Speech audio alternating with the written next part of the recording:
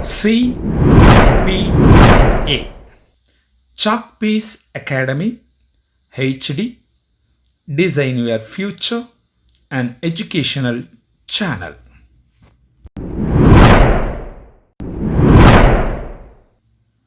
TET மற்றும் PGTRB தேர்வுகளுக்கான வரலாறு பாடத்திலிருந்து உங்களுக்காக 1000 வினா விடைகள். இது பார்ட் நம்பர் 1. ஆசிரிய கனவுடன் உள்ள அனைத்து ஆசிரிய பெருமக்களுக்கும் உங்கள் சாக்பீஸ் அகாடமியின் மனமார்ந்த வாழ்த்துகளுடன் இந்த வீடியோவை ஆரம்பிக்கிறது. TET மற்றும் PGTRB தேர்வுகளுக்கான ஹிஸ்ட்ரி, அதாவது வரலாறு பாடத்திலிருந்து உங்களுக்கு 1000 வினா விடைகளை 20 வீடியோக்களில் வழங்க உள்ளோம். ஒவ்வொரு வீடியோவிலும் 50 வினா விடைகள் வீதம் 20 வீடியோக்களாக வழங்க உள்ளோம். இது அதனுடைய முதல் பார்ட். இதில் 1லிருந்து 50 வினா விடைகள் வரை உங்களுக்கு வழங்க இருக்கிறோம். ஒவ்வொரு வீடியோவையும் பார்த்துட்டு இடையில் எங்களுடைய வாட்ஸ்அப் நம்பர் கொடுப்போம். அந்த வாட்ஸ்அப் நம்பருக்கு உங்களுக்கு இந்த வீடியோவினுடைய PDF தேவைப்பட்டால் இலவசமாக பெற்றுக்கொள்ளலாம். வாட்ஸ்அப்பில் உங்களது பெயர், உங்களது ஊர், உங்களது பாடம், அதாவது ஹிஸ்ட்ரி அல்லது நீங்கள் எந்த சப்ஜெக்டோ அந்த சப்ஜெக்டை கொடுத்து உங்களுடைய மெசேஜ் அனுப்புனீங்கன்னா உங்களுக்கு நமது PDF ஃபைல் இலவசமாக வாட்ஸ்அப்பில் அனுப்பி வைக்கப்படும். இதற்கு எந்தவித கட்டணமும் கிடையாது, முற்றிலும் சேவை நோக்கத்துடனே. இப்போ நம்ம இந்த பாட்டினுடைய முதல் கேள்வி பார்க்குறோம். ஜீன்னார் கணவாய் அமைந்துள்ள மலைத்தொடர். ஜீன்னார் கணவாய் அமைந்துள்ள மலைத்தொடர். இதனுடைய விடை பி, மேற்கு தொடர்ச்சி மலைத்தொடர். இதனுடைய விடை பி, மேற்கு தொடர்ச்சி மலைத்தொடர். அடுத்த 2வது கேள்வி. கிமு 3ஆம் நூற்றாண்டில் நாட்டின் பொது மொழியாக டேஷ் விளங்கியது. கிமு 3ஆம் நூற்றாண்டில் நாட்டின் பொது மொழியாக டேஷ் விளங்கியது. இதனுடைய விடை டி, பிராகிருத மொழி. அதான் பிராகிருத மொழி அப்படின்னு சொல்லுவாங்க. விடை டி, பிராகிருத மொழி. 3வது கேள்வி. மரத்தின் உள்வெட்டு தோற்றத்தில் காணப்படும் வளையங்களின் எண்ணிக்கையை கொண்டு காலத்தை கணக்கிடுவது. மரத்தின் உள்வெட்டு தோற்றத்தில் காணப்படும் வளையங்களின் எண்ணிக்கையை கொண்டு காலத்தை கணக்கிடுவது. இதனுடைய விடை டி, டென்ட்ரோ காலக்கணிப்பு. இதனுடைய விடை டி, டென்ட்ரோ காலக்கணிப்பு. அடுத்து 4வது கேள்வி. 1964ஆம் ஆண்டு DB அகர்வால் ஹரப்பா பண்பாட்டின் காலத்தை முடிவு செய்த காலம். 1964ஆம் ஆண்டு DB அகர்வால் ஹரப்பா பண்பாட்டின் காலத்தை முடிவு செய்த காலம். இதனுடைய விடை டி, இவற்றில் எதுவுமில்லை அப்படின்னு கொடுத்துருக்குறாங்க. அதாவது இந்த மேற்கண்ட 3 இதில் எதுவுமே இல்லை அப்படின்றதான் இதனுடைய விடை. 5வது கேள்வி. ஹரப்பா மக்களின் மொழி திராவிட மொழி என்று முடிவு செய்தவர்கள். ஹரப்பா மக்களின் மொழி திராவிட மொழி என்று முடிவு செய்தவர்கள். இதனுடைய விடை சி, பாபோலா மற்றும் குழுவினர்கள். இதனுடைய விடை சி, பாபோலா மற்றும் குழுவினர்கள். அடுத்த 6வது கொஸ்டின். முந்தைய வேத காலத்தில் வழிபட்ட பெண் கடவுள்கள்.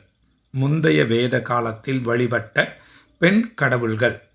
இதனுடைய விடை பி, ஆதித்தி, உசஸ். இதனுடைய விடை ஆதித்தி மற்றும் உசஸ். 7வது கேள்வி பார்க்குறோம். ஜனகர் ஆட்சி செய்த விதேக நாட்டின் தலைநகர். ஜனகர் ஆட்சி செய்த விதேக நாட்டின் தலைநகர்.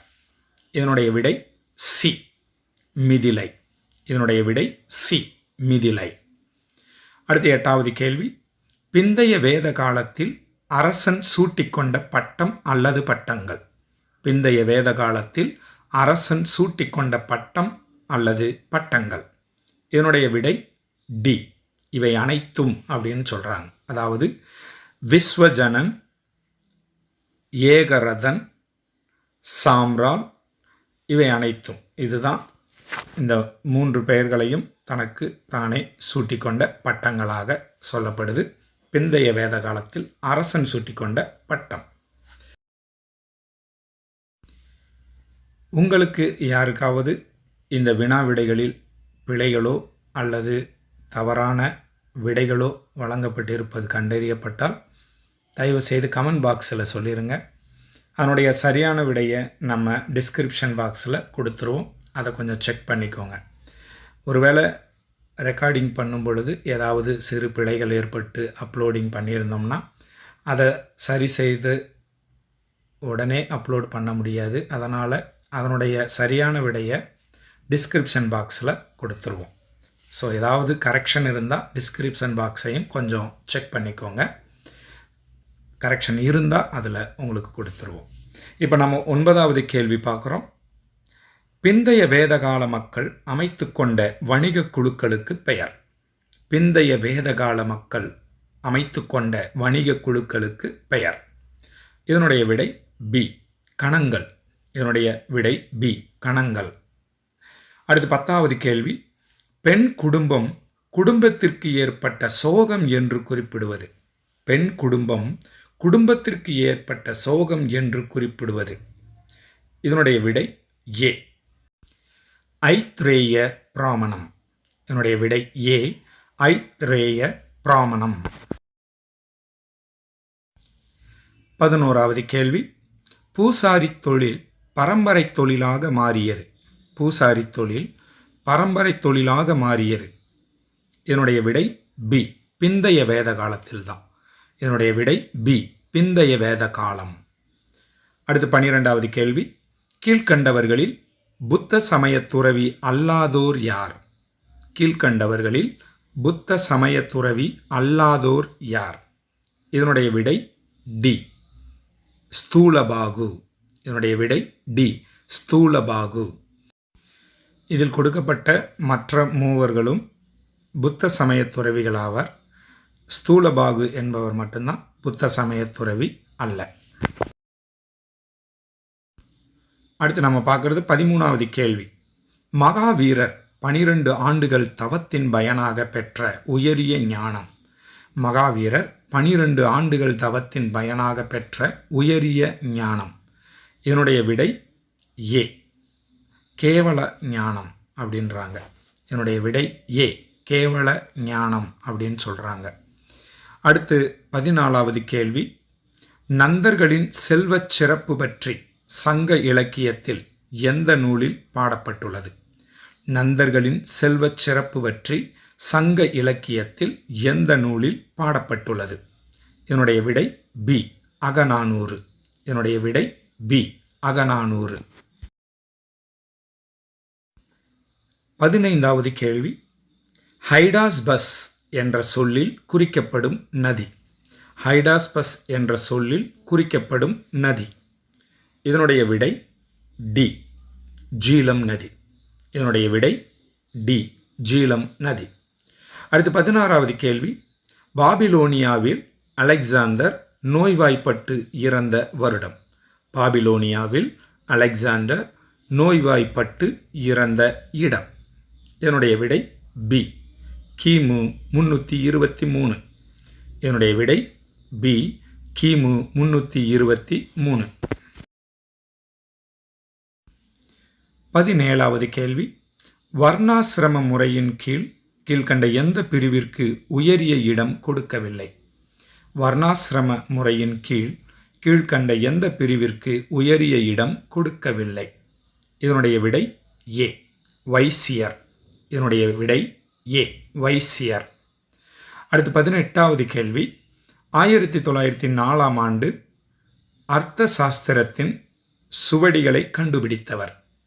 1904ஆம் ஆண்டு அர்த்த சாஸ்திரத்தின் சுவடிகளை கண்டுபிடித்தவர். இதனுடைய விடை பி. ஆர். சாமா சாஸ்திரி. என்னுடைய விடை பி. ஆர். சாமா சாஸ்திரி. அடுத்து 19வது கேள்வி. அர்த்த சாஸ்திரத்தில் உள்ள அத்தியாயங்களின் எண்ணிக்கை. அர்த்த சாஸ்திரத்தில் உள்ள அத்தியாயங்களின் எண்ணிக்கை. இதனுடைய விடை பி. 280. இதனுடைய விடை பி. 280. 20வது கேள்வி. ஜேம்ஸ் பிரின்செப் என்பவரால் முதலில் அசோகரது கல்வெட்டுகள் படித்தறியப்பட்ட வருடம். ஜேம்ஸ் பிரின்செப் என்பவரால் முதலில் அசோகரது கல்வெட்டுகள் படித்தறியப்பட்ட வருடம். இதனுடைய விடை டி. 1737. இதனுடைய விடை டி. 1737. அடுத்து 21வது கேள்வி. சிரியா நாட்டு அரசன் முதலாம் ஆண்டியோகஸ் தனது தூதுவராக டேஷ் என்பவரை பிந்துசாரர் அனுப்பி வைத்தார்.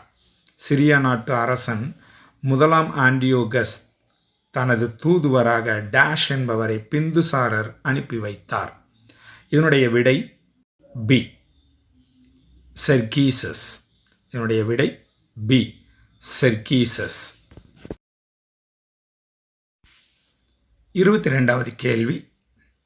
பாடலிபுத்திரத்தில் நடைபெற்ற 3வது புத்த சமய மாநாட்டிற்கு தலைமை வகுத்தவர்.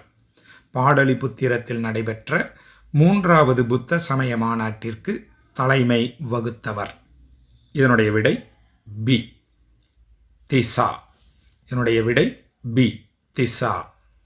அடுத்து 23வது கேள்வி. ஒவ்வொரு வீட்டிலும் இருந்த விலங்குகளை கணக்கெடுத்த ஆட்சி காலம். ஒவ்வொரு வீட்டிலும் இருந்த விலங்குகளை கணக்கெடுத்த ஆட்சி காலம். இதனுடைய விடை ஏ. மௌரியர் ஆட்சி காலத்தில். இதனுடைய விடை ஏ. மௌரியர் ஆட்சி காலத்தில். மௌரியர் ஆட்சி காலத்தில் தான் ஒவ்வொரு வீட்டிலும் என்னென்ன விலங்குகள் வளர்க்கப்படுகின்றன அப்படின்றத பற்றிய கணக்கெடுப்பு நடத்தினாங்க. ஸோ ஏ தான் இதனுடைய சரியான விடை. 24வது கேள்வி. மௌரியர் ஆட்சியில் யாருடைய நிலை மற்றும் அதிகாரம் தற்கால மாவட்ட ஆட்சித் தலைவர்களையே ஒத்திருந்தது? மௌரியர் ஆட்சியில் யாருடைய நிலை மற்றும் அதிகாரம் தற்கால மாவட்ட ஆட்சித் தலைவர்களையே ஒத்திருந்தது? இதனுடைய விடை டி. ராஜீகர்கள். இதனுடைய விடை டி. ராஜீகர்கள். அடுத்து 25வது கேள்வி. சாரநாத் கல் தூணில் காணப்படும் விலங்கினங்களில் இல்லாதது எது? சாரநாத் கல் தூணில் காணப்படும் விலங்கினங்களில் இல்லாதது எது? இதனுடைய விடை சி. மான். இதனுடைய விடை சி. மான். அதாவது சிங்கம், யானை, எருது இது மூன்றும் சாரநாத் கல் தூணில் இருக்கும். ஆனால் மான் சாரநாத் கல் தூணில் இருக்காது. 26வது கேள்வி. மௌரியர் ஆட்சியில் வருவாய்த்துறையின் தலைவர் என்று அழைக்கப்பட்டது. மௌரியர் ஆட்சியில் வருவாய்த்துறையின் தலைவர் என்று அழைக்கப்பட்டது. இதனுடைய விடை சி. சமஹர்த்தர். இதனுடைய விடை சி. சமஹர்த்தர். அடுத்து 27வது கேள்வி. மௌரியர் ஆட்சியின் தலைநகரில் இருந்த உச்ச நீதிமன்றத்தின் தலைமை நீதிபதி. மௌரியர் ஆட்சியின் தலைநகரில் இருந்த உச்ச நீதிமன்றத்தின் தலைமை நீதிபதி. இதனுடைய விடை பி. தம்மாதி காசி. இதனுடைய விடை பி. தம்மாதி காசி. அடுத்து 28வது கேள்வி. சுங்க வம்சத்தின் கடைசி அரசன். சுங்க வம்சத்தின் கடைசி அரசன். இதனுடைய விடை சி. தேவபூதி. இதனுடைய விடை சி. தேவபூதி. 29வது கேள்வி. கப்பல் உருவம் பொறிக்கப்பட்ட நாணயங்களை வெளியிட்ட அரசர். கப்பல் உருவம் பொறிக்கப்பட்ட நாணயங்களை வெளியிட்ட அரசர். இதனுடைய விடை ஏ. கௌதமிபுத்திர சதகர்ணி. இதனுடைய விடை ஏ. கௌதமிபுத்திர சதகர்ணி. அடுத்து 30வது கேள்வி. கீழ்கண்டவர்களில் புத்த சமய அறிஞர் அல்லாதவர். கீழ்கண்டவர்களில் புத்த சமய அறிஞர் அல்லாதவர். இதனுடைய விடை டி பத்திரப்பாகு. இதனுடைய விடை டி பத்திரப்பாகு. அடுத்து 31வது கேள்வி, கரிகால் சோழனை பற்றி கூறும் நூல். கரிகால் சோழனை பற்றி கூறும் நூல். இதனுடைய விடை சி பட்டினப்பாலை. இதனுடைய விடை சி பட்டினப்பாலை. 32வது கேள்வி, இரும்பொறை என்ற விருது பெயரை சூட்டிக் கொண்டவர்கள். இரும்பொறை என்ற விருது பெயரை சூட்டிக் கொண்டவர்கள். இதனுடைய விடை பி சேரர்கள். இதனுடைய விடை பி சேரர்கள். அடுத்து 33வது கேள்வி, சங்ககால பெண் புலவர்களில் அல்லாதவர். சங்ககால பெண் புலவர்களில் அல்லாதவர். இதனுடைய விடை பி விஸ்வவாரா. இதனுடைய விடை பி விஸ்வவாரா. 34வது கேள்வி, அரசர்களுக்கு அரசன் என்று முதலில் அழைக்கப்பட்ட அரசர். அரசர்களுக்கு அரசன் என்று முதலில் அழைக்கப்பட்ட அரசர். இதனுடைய விடை சி முதலாம் சந்திரகுப்தர். இதனுடைய விடை சி முதலாம் சந்திரகுப்தர். அடுத்து 35வது கேள்வி, வசுபந்து என்ற புத்த சமய அறிஞரை ஆதரித்தவர்.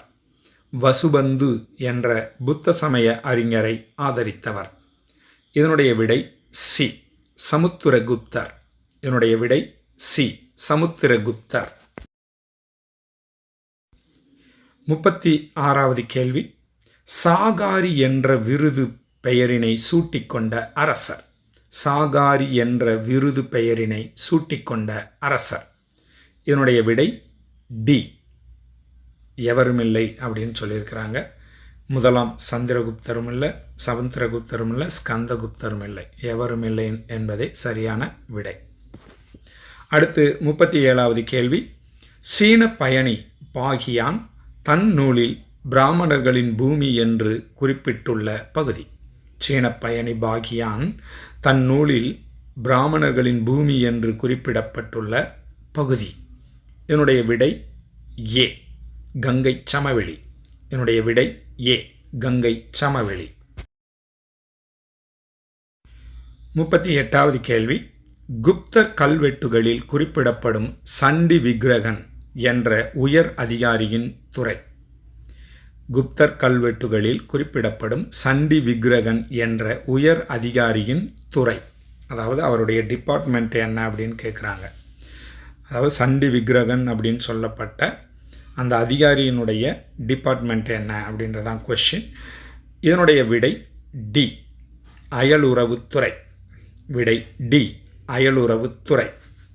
அடுத்து 39வது கேள்வி, கீழ்கண்டவற்றில் அஜந்தா ஓவியங்களின் தாக்கத்தை பிரதிபலிப்பவை.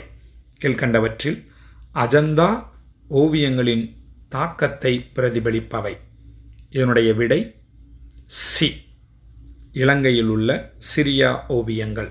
இதனுடைய விடை சி இலங்கையில் உள்ள சிரியா ஓவியங்கள். 40வது கேள்வி, காளிதாசரின் கவிதை நூல்களில் சேராதது. காளிதாசரின் கவிதை நூல்களில் சேராதது. இதனுடைய விடை ஏ குமார சம்பவம். இதனுடைய விடை ஏ குமார சம்பவம். ரிது சம்ஹாரம், மேகதூதம் அப்படின்ற இந்த 2 புத்தகங்களும் காளிதாசருடைய கவிதை நூல்கள் தான். ஆனால் குமார சம்பவம் அப்படின்றது கவிதை நூல்கள், அவர் எழுதின கவிதை நூல்களில் இல்லை. அடுத்து பார்த்தீங்கன்னா 41வது கொஸ்டின், அஷ்டாங்க சம்கிரகம் என்ற நூலை எழுதியவர். அஷ்டாங்க சம்கிரகம் என்ற நூலை எழுதியவர். இதனுடைய விடை ஏ வாக்பதர். இதனுடைய விடை ஏ வாக்பதர். அடுத்து 42வது கேள்வி, பரமபட்டாரகர் என்ற விருது பெயரை சூட்டிக்கொண்டவர். பரமபட்டாரகர் என்ற விருது பெயரை சூட்டிக்கொண்டவர். இதனுடைய விடை பி பிரபாகர வர்த்தனர். இதனுடைய விடை பி பிரபாகர வர்த்தனர். 43வது கேள்வி, பரமேஸ்வரன் என்ற பட்டத்தை சூட்டிக்கொண்டவர். பரமேஸ்வரன் என்ற பட்டத்தை சூட்டிக்கொண்டவர்.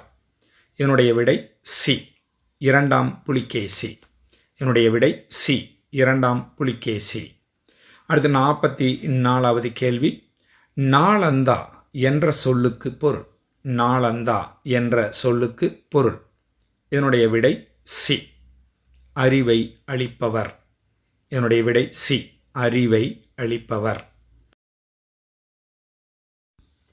45வது கேள்வி. நாளந்தா பல்கலைக்கழகம் ஒரு டேஷ் பல்கலைக்கழகம். நாளந்தா பல்கலைக்கழகம் ஒரு டேஷ் பல்கலைக்கழகம். இதனுடைய விடை டி, மகாயான பல்கலைக்கழகம். இதனுடைய விடை டி, மகாயான பல்கலைக்கழகம். அடுத்து 46வது கேள்வி. சேத்தகாரி என்ற விருது பெயரினை கொண்டவன். சேத்தகாரி என்ற விருது பெயரினை கொண்டவன். இதனுடைய விடை ஏ, முதலாம் மகேந்திரவர்மன்.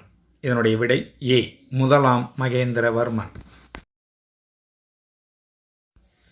47வது கேள்வி. முதலாம் மகேந்திரவர்மன் ஆட்சி காலத்தில் அமைக்கப்பட்டது. முதலாம் மகேந்திரவர்மன் ஆட்சி காலத்தில் அமைக்கப்பட்டது. இதனுடைய விடை பி, ஒற்றைக்கல் ரதங்கள்.